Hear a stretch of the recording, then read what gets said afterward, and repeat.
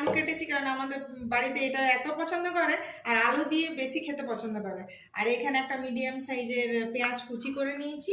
এখানে নিয়েছি সামান্য পরিমাণে পাঁচফোড়ন, স্বাদ মতো নুন।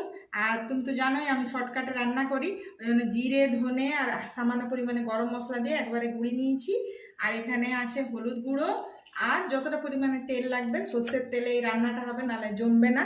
তো চলো ঝটপট করে করে নিচ্ছি। আর বেশ গরম গরম করে, আর সঙ্গে কাঁচা লঙ্কাও দেবো, দাঁড়াও কাঁচা লঙ্কাটা ধুয়ে আনি। তো ততক্ষণ এগুলো প্রথমে আমি এখানে দিয়ে দিচ্ছি সর্ষের তেল।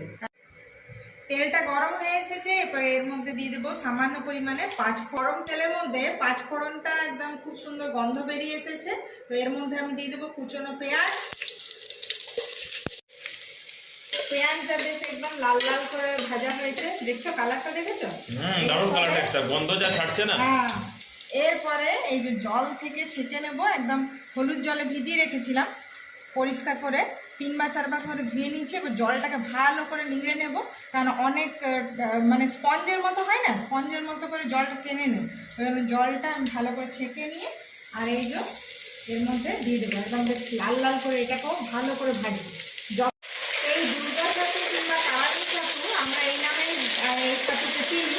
তো আপনারা কী নামে চেনেন এই ছাতুটাকে অবশ্যই কমেন্টে জানাবেন। এই ছাতুগুলো একদম ভালো করে এরকম পেঁয়াজের সাথে লাল লাল করে একটু ভেজে নেব।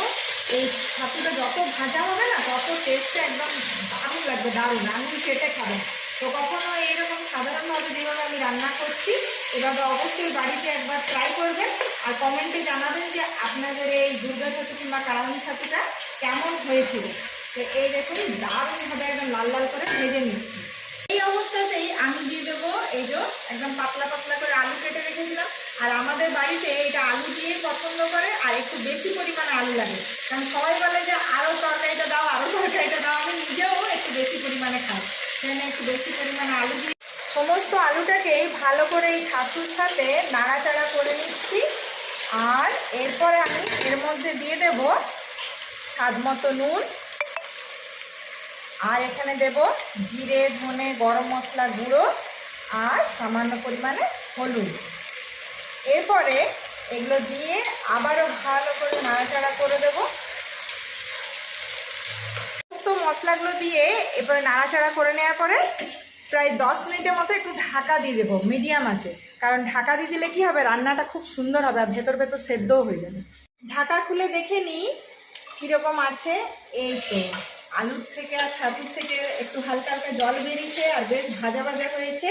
তো এখন আমি দেব এর মধ্যে সামান্য পরিমাণে জল।